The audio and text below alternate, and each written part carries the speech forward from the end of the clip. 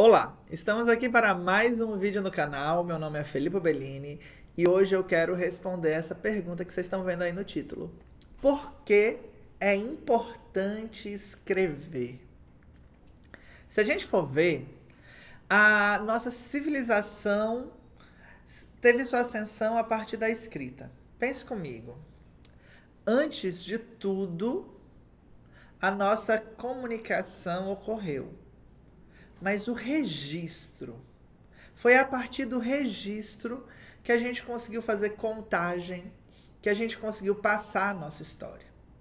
Começou com o registro na parede, os pequenos gráficos. Em seguida, a gente vai com a evolução da tecnologia para caneta e papel. Em seguida, né? Da caneta e do papel, a gente tem os livros, os compêndios de informação. Com a revolução da imprensa, essa informação passa a ser democratizada. E daí a gente tem as revoluções informacionais que a gente conhece hoje. Internet, interatividade, globalização, a capacidade de você pesquisar no ato. Escrever foi o ponto de partida para o ser humano ser uma civilização de fato. A escrita, então, é um artefato importante. Mas daí a gente pensa, com todo o conforto que a gente tem hoje em dia, com o vídeo em ascensão, você está aí no YouTube me assistindo, não é mesmo? Com diferentes outras interfaces de comunicação, será que a escrita continua sendo assim algo para nos apegarmos? Bom, pense bem. Nesse aplicativo que você clicou no YouTube, nessa caixinha de vídeo tem milhares de linhas de código. Essas linhas de código são o que faz com que essa interface ocorra. Se chama linguagem de programação. E olha que louco, mesmo nessa tecnologia, o que a gente tem é ainda a qualidade do escreva bem. O código é avaliado pela quantidade de linhas, pela coesão, pela capacidade de transmitir informações diretas.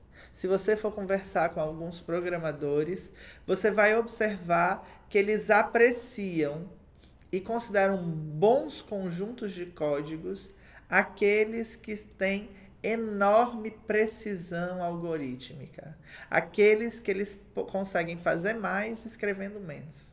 Mas tudo bem. Por que, Felipe? Eu preciso ajudar o meu filho a escrever. Por que a escrita é fundamental para o dia a dia dele? E por que a minha vida vai ser melhor se eu escrever melhor e se meu filho escrever melhor? E aí vou responder você. Então, eu pensei aqui em alguns argumentos táteis. Mas vamos lá. O primeiro é a alfabetização. Se eu paro para ensinar a escrever, se eu paro para aprender a escrever, eu me alfabetizo. E me alfabetizo não apenas no conjunto de letras, nas palavras, na organização de palavras. Eu me torno sofisticado. Eu tenho acesso a um vocabulário poderoso que eu posso requisitar em diferentes situações para diferentes públicos. Eu me alfabetizo no conteúdo diferenciado. Eu posso falar sobre física, sobre química, porque a partir da escrita eu leio melhor. Não se engane. Leitura é uma frente, escrita é outra. Mas em ambos os casos, elas se reforçam. Eu aprendo a ler lendo. Eu aprendo a escrever escrevendo. Mas o vocabulário que eu aprendo na leitura, eu posso acessar na escrita. As formulações que eu consigo desenvolver na minha escrita, eu posso recorrer para o meu raciocínio lógico e reconhecer na literatura canônica, percebendo então que eu evoluo. Mas, Felipe, esse não é um argumento, porque alfabetizar faz parte da escrita. Bom, então, que tal organizar as ideias? Pense bem, quem escreve tem síntese. Quem escreve consegue organizar o que quer falar de maneira que quem lê entende a sequência de ideias que esta pessoa apresentou. Algumas namoradas me acharam extremamente complicado quando eu pedi para que elas, em uma determinada discussão, parassem de brigar e escrevessem o que elas queriam. Algumas se recusaram, outras não. As que não se recusaram conseguiram encontrar uma maneira de me explicar o que precisavam. E eu pude, assim, compensá-las. As que não escreveram, eu tive sérios problemas em conseguir me comunicar. Porque na expressão oral existem os arrodeios, existem as interrupções. Na comunicação escrita, eu penso antes de colocar no papel. Eu arranjo muito bem o que eu preciso. Então, ao ensinar meu filho a escrever, me perdoe o péssimo exemplo das ex-namoradas, mas eu possibilito esse meu filho a conseguir ter síntese de ideias, a conseguir colocar e estruturar o pensamento dele, fazendo com que todo esse fluxo flutuante de possibilidades que vem no pensamento, um pouco mais organizadas na fala, se tornem concretas na escrita. Terceiro argumento é que a prática da escrita melhora a escrita. Nossa, Felipe, isso é tão óbvio. É, mas muitas pessoas pensam que na leitura eu melhoro a minha escrita. Eu discordo disso. Sim, colabora. Mas se aprende a escrever escrevendo. São habilidades diferentes. No idioma de língua inglesa, a gente pensa em 4 habilidades específicas de desenvolvimento. A gente tem a grammar, né, que seria a sintaxe, a ideia de entender a ocorrência e regras de uso de palavras. A gente tem o speaking, né? Então eu vou falar e conversar com as pessoas e preciso trabalhar a minha fluência em fala. Eu tenho o listening, então eu estou sempre ouvindo o que as pessoas falam e tenho que melhorar a minha capacidade de compreender o ato da fala, o que a pessoa quer falar em determinado contexto, em determinada situação, a origem dessa pessoa. E eu tenho o writing, que é a escrita. A escrita é uma habilidade própria, que eu preciso dar a atenção necessária. E se o meu filho tem o hábito de escrever, seja num blog, seja num diário, esse meu filho se desenvolve muito melhor do que os demais alunos. Porque esse meu filho, este meu estudante, compreendeu que ali no papel ele vai fazendo diferentes possibilidades. Você quer ver um exemplo? Quando um aluno escreve uma redação, a primeira vez que ele escreve uma redação num cursinho preparatório de escrita, e eu por muito tempo fui professor de redação, esse aluno, ele escreve aquela redação e a nota dele é baixíssima. Claro, ele está aprendendo a escrever para uma estrutura típica, prototípica, para um Enem, para um vestibular, é um artigo de opinião, é um texto dissertativo argumentativo no formato do Enem, é uma carta aberta. Mas a primeira escrita que ele faz é, em geral, péssima. Então, as notas da primeira redação que a gente corrige é 1, 2, 3, 2, 1. Às vezes um 5, um 6, a gente já se emociona. Daí, esse aluno faz a segunda redação, observando as orientações do professor, percebendo os erros mais marcantes, aprendendo a estrutura do texto. Pronto. Na segunda redação, a gente tem o pulo de desenvolvimento mais importante, que é o que a gente chama de mediana. E o medo é que os alunos fiquem nesse platô. Mas só nessa primeira correção ativa de escrita, os alunos passam de um 2 para um 5. Esse aluno passa a ter uma redação que é uma nota média, às vezes acima da média, da prova do ensino médio, do Exame Nacional de Ensino Médio.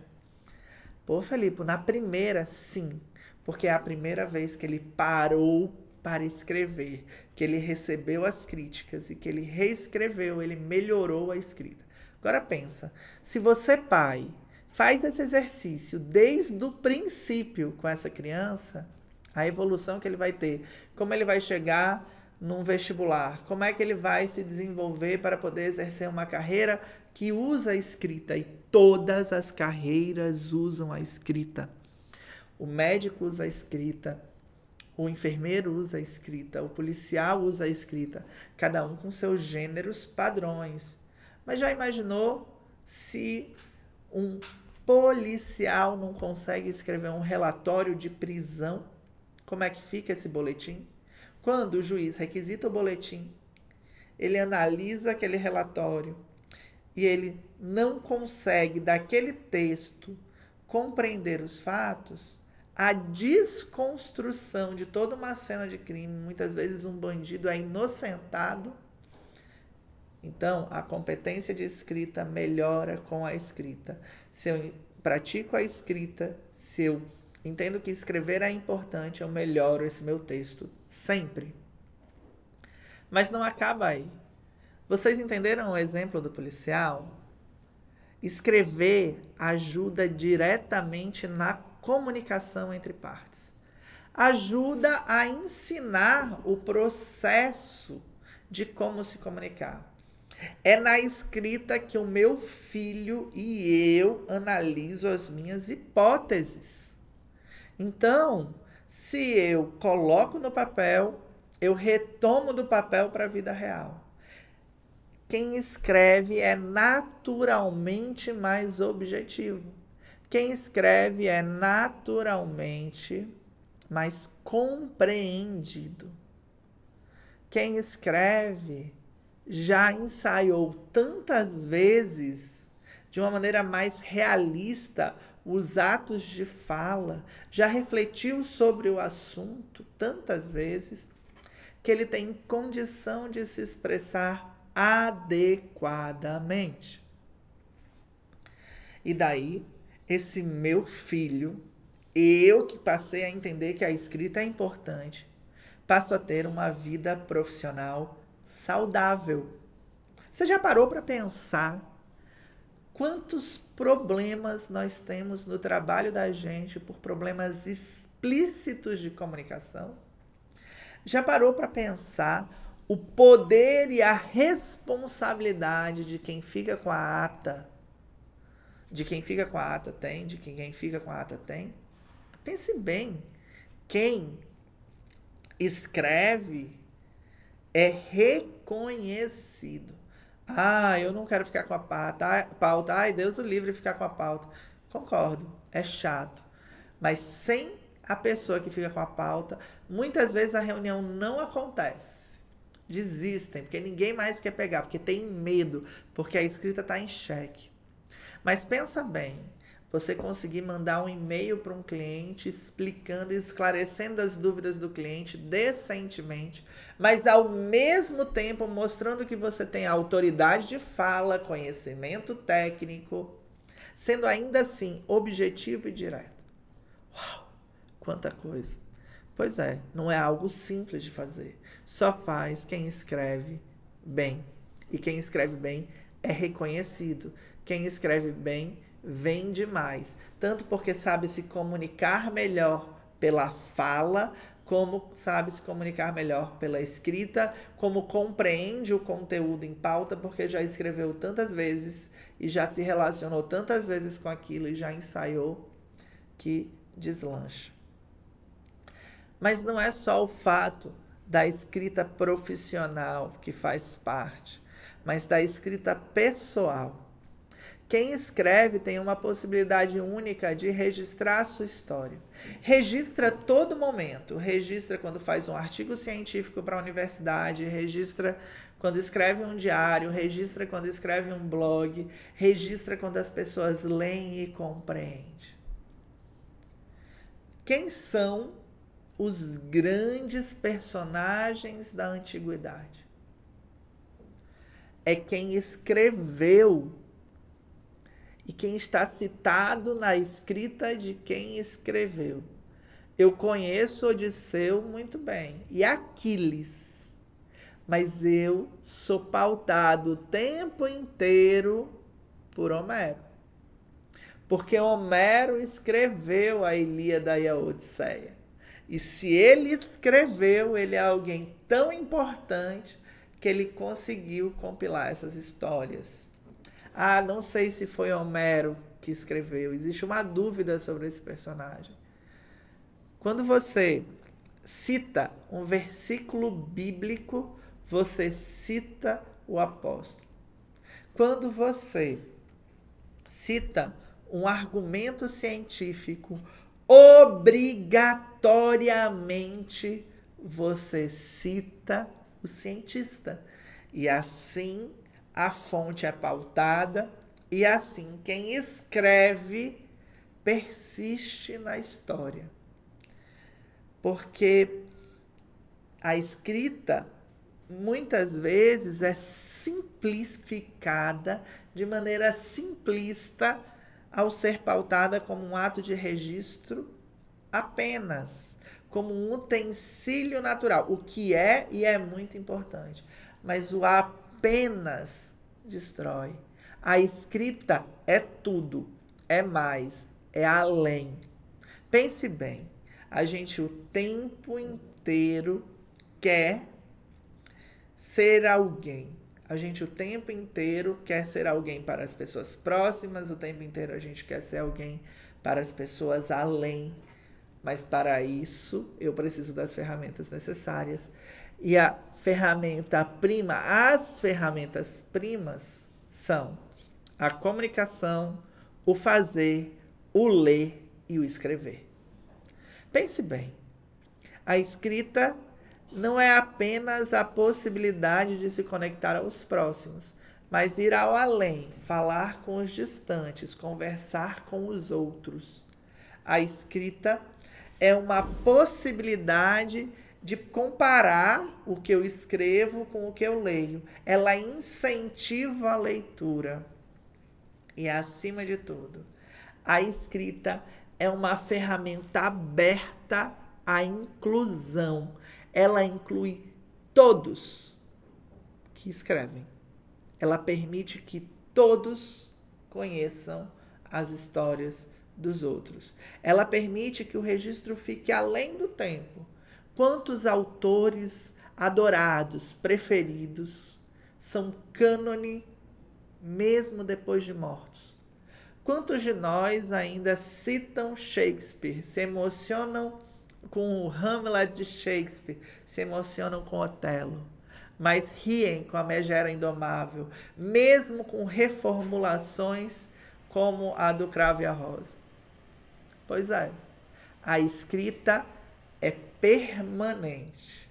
É a possibilidade mais perto que você tem de não ser esquecido. E é o seu papel enquanto pai, enquanto professor, manifestar a escrita, trabalhar a escrita, praticar a escrita, tanto a sua escrita quanto a escrita do seu filho, do seu aluno. É isso, eu espero que vocês tenham gostado desse vídeo. Até a próxima. Tchau!